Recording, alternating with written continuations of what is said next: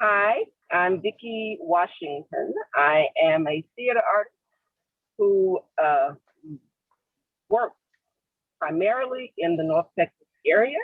I'm available for work everywhere. I am an actress, director, producer, and mother of many creative people. I was a longtime educator at the Vicki Washington High School for Performing and Visual Arts, primarily as a director and teacher of actors and other people. And I'm glad to be here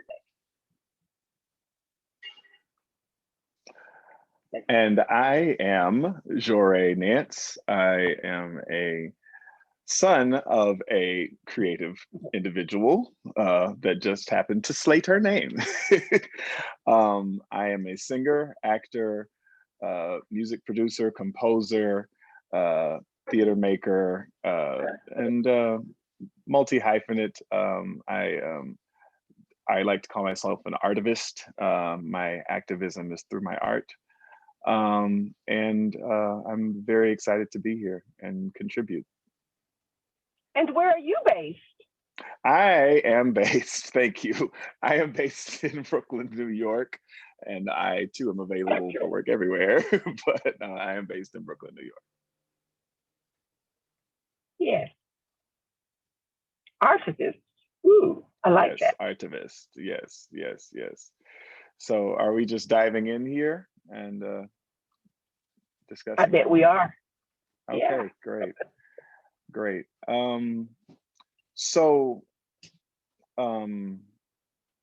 Vicki can speak a lot to my personal experience as with protest and the sounds of protest, because she kept us in spaces where these traditions were kept alive. But the sound of protest actually has some mechanics to it, some musical mechanics to it, and it also, in my estimation, has a spiritual, a socio-spiritual sort of component that I'll describe after the mechanics of the musical mechanics of it.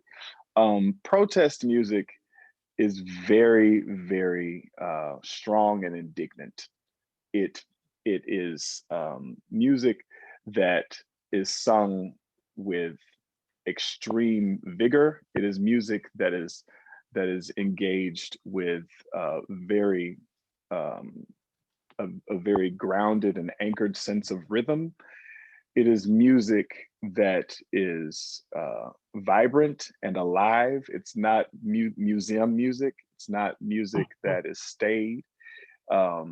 It is mechanically and specifically in the context of the civil rights movement and after, music that is born of the Black church and of the African-American spiritual specifically. The churches were places of meeting and organization during that time, the primary places of meeting and organization. And the Black church, out of the Black church came the Southern Christian Leadership Conference and other organizations that we organized so heavily around. And so this music that we sang came from hymns and spirituals. Woke up this morning with my mind stayed on freedom. Ain't gonna let nobody turn me around. Deep River. Well, a lot of these songs were songs that came directly from the church, and before even the Black church, came directly from the African-American spiritual. So this music, in the mechanics of that, has a particular scale that it comes from. It's called the pentatonic scale. It's 5 notes, la, la, la, la, la, la, la, la, la. And so in that you get, I ain't gonna let nobody turn me round, turn me round, turn me round. Ain't gonna let nobody turn me round. That is those notes are actually from a musical scale. And then if we go into even Oh Freedom, oh freedom, Oh, freedom. Oh, freedom over me. And before I be a slave, I be buried in my grave and go home to my Lord and be free. Same scale degrees, the same notes are interpolated in and out of these songs. So they're really easy to catch on to, and they're really, but they're really, really resilient because they're easy to catch on to. The sound of protest is also polyrhythmic. There are many different rhythms happening at the same time, which is an African retention. Polyrhythm in African music, you don't necessarily know when we're going to come in, but when we come in, we're on the right beat. So if we say, I woke up this morning with my My mind was. stayed on Jesus. See, she came in on my mind was, didn't interrupt me at all. You see what I'm saying? So this is the polyrhythm of it. You can come in at any time and you're in the right spot. So the sound of protest in the mechanics of it comes from the pentatonic scale and polyrhythm. Now, in the spirit of it, it's got what I like to call Black blood memory. It's got this blood memory of our hundreds of years of struggle and strife and overcoming, woven into our DNA. It's got the resilience and the power that is in our blood and the power that is in our DNA and the spirit of overcoming that is written into our DNA in every single note. It's written into the sorrow and the triumph of every song. It's written into the struggle and the ultimate victory of every song, because we sing these songs because we're struggling. We sing these songs because we're protesting, because we don't accept the situatedness that says that we are less than. We don't accept being second-class citizens. We did not accept being slaves. We will not accept being gunned down in the street. We will not accept over policing. We will not accept all of these things that come against us. And we all ultimately know that we are victorious. And we all have the faith that we are victorious, but that doesn't erase the process of the struggle and getting there. And so this music is process music, it's struggle music, but it's victory music. And so the way that we engage it comes with all of that. It comes with all of that richness and texture and hue. And that's why I say it's written into our blood. It's Black blood memory. We may not be able to say the day that our grandmother sang this song. We may not be able to say name the hour that our great grandfather sang this song, but this song is written into our blood. It's written into our DNA. And so that's kind of how I would describe the sound of protest. Mommy, Vicki, excuse me. You can call me Mommy. I can call you Mommy? Okay. Mommy, I don't know if you want to. It's really, really, really great to hear you say all that, Djore, because, and I obviously 100% connect with it and deeply appreciate the way in which you have spoken it. I would add, when I think of the sound of protest, I think of there's an insistence to it, even in the way that it comes to us and in the way that it is delivered. When I think of protest music, and I had shared this, Djore and I have been working on this project in our minds, sort of, for these many years, talking about protest music down through the ages. Most of us, when we think about protest music, I think most people think of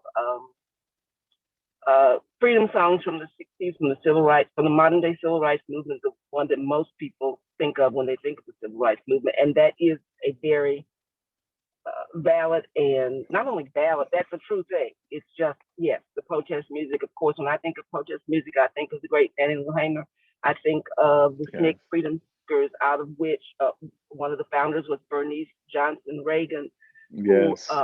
we now came to, many of us know through Sweet Honey in the Rock. So I think of that, Yes. but that's because when I was a teenager and active in SCLC here in Dallas, we were part of the Freedom Choir, and we Yes, you sang were. Let My Mind Stayed on Freedom, and we sang Ain't Gonna Let the, we learned those songs in the context of a freedom movement and a civil rights movement and protest. Prior to that, of course, you had songs that Djore just mentioned that we were taught that they were Negro spirituals, and then we came to know through greater study that they were code songs for tonight's the night. Get yourself going, steal away. So that's another kind of protest song. Also, you have protest songs in the labor movement in the 30s and the 20s.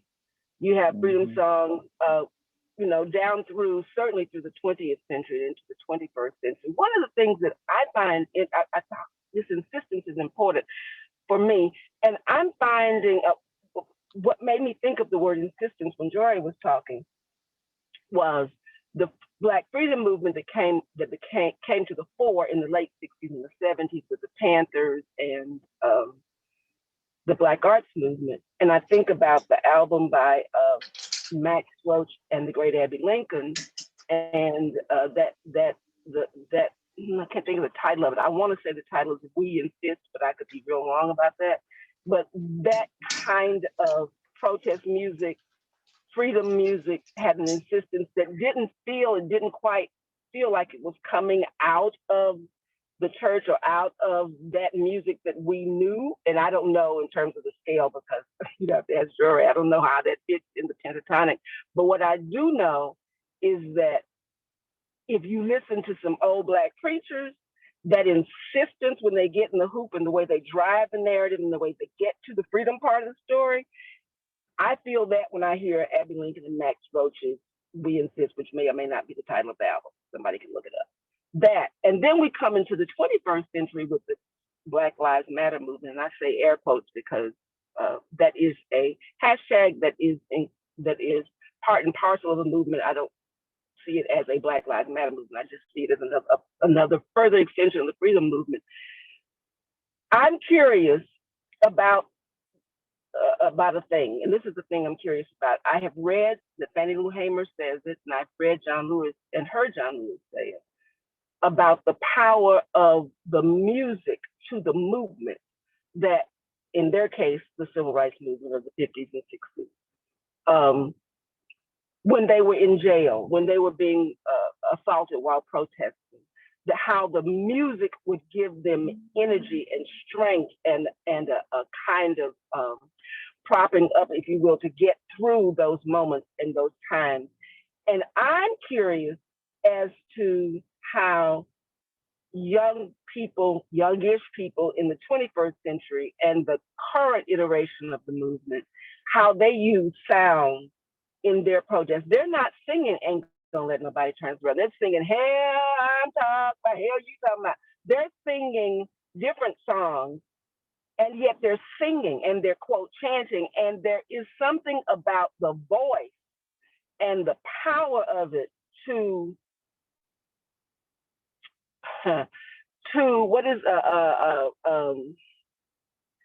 to bring kingdoms down, to bring principalities down. Shirley Caesar sings and other people sing, Satan, we're gonna tear your kingdom down. And for me, that's what protest music feels like and makes me think about it. I think about power and insistence, that in the midst of all this crap, I can connect with a power in myself. There's a tether. tether. And it comes really through the voice for me, that you can harness it and connect with it and harness it and use it to pull down and to connect with other people. The way in which it connects is really important to me. Yeah, I feel like it's You're so muted. interesting. Oh, am I muted? Well, I can't hear you. I don't know. What about, hello? Can you hear me now? Talk. I don't think I'm muted. I'm not hearing you. Okay, Okay, Shangela can well, hear I me. can't hear him. Uh-oh. So let me uh let me just say that what you just said, I think really speaks to the next question about, does Black have a sound? Um, and I think that this sound that you're talking about that connects through the voice is multi-generational. It transcends generation, it transcends age, it transcends where you are sort of situated as a human, to have an overarching kind of reach, because it's a spiritual thing. It's a thing that connects us between people and between even communities. So like we sing on when we're out protesting, we sing Kendrick Lamar. We sing "We Gon' Be All Right." Hey, we go, which is the same sort of sentiment as many freedom songs of the past. Or like you said, Janelle Monáe's "Hell You Talking About." Like all of these songs have a similar tenor to the songs of that came out of the church, and just in their chant like nature, and in their mantra, the mantra-ness of them, um, they really offer us some a similar stake, if you will, when we're using them. Um, and I'm actually on my current some things I'm writing now. I'm writing some songs that can be used in protest, and that can be used in this movement, in this current iteration of the movement, because I feel that it is a growing body of repertoire. I feel like it is it is it is a place where we can grow as a community, and where we can voice our dissent to racism, to white supremacy, and all of these different forms of oppression. And I think that we have an opportunity now to craft a broader and new repertoire. So I've been writing some songs. I even wrote a song called Black Lives Matter that literally that's all everybody sings, just Black Lives Matter. That's it. Everybody's singing it. The leader chants, the leader says different things, and all they sing is Black Lives Matter over and over and over again. And that may sound sort of trite to some, because it's so simple, but I submit that because it's so simple, it is elemental. It is powerful. It is even that much more poignant because it's so simple. I have I'm working on a song called "Who Cried," that I wrote in response to Ferguson many years ago, and I'm sort of simplifying it now so that everybody can sing it. And that, I think that's part of the thing of the sound of protest, is that it's everybody music. It's, it's music that is not difficult to sing. It's music that we can all galvanize around. And I think that these new songs offer us, even though they are simpler, they're not as melodic as some of the songs of Jan and Yor that we used. I won't say Jan and Yor because that makes it sound antiquated. It's not antiquated. These songs we still now, and I've heard in protest, when we were out protesting last summer, people were singing "Ain't Gonna Let Nobody Turn Me Around." People were singing "Oh Freedom," and there were young people singing these songs. So the traditions are still being proliferated, but I think that there is space for new music as well. And the new music that's coming out is much more chant like, much more mantra like, and I think that that's equally as powerful. Yes, I agree. Yeah. I don't know why I couldn't hear you before I pushed the button, but I found the button I pushed and I unpushed it so I could hear the last part of it. Very good. Okay, great. Well, it's been great having this conversation with you, Djore, about the sound. Yes. Yes. It has been wonderful having this conversation with you, my mother. Yes. Great. Well, as we go about our merry way protesting, so many things to protest, and so good to be able to use the traditions going all the way back and moving them forward. I'm really excited to hear this new music and looking forward to it from you. Yes, and I would like to say publicly, thank you for passing these traditions on to me and my brothers and my sister. Thank you for keeping us in the fight. Thank you for being a shining example of how to fight the good fight. Well, thank you. I learned it from my mama. That's right. That's right. Yes. And we're learning it from our mama. There you go. Thank you. And it's really important that we pass those traditions down. Yes. Well, take care. Stay warm.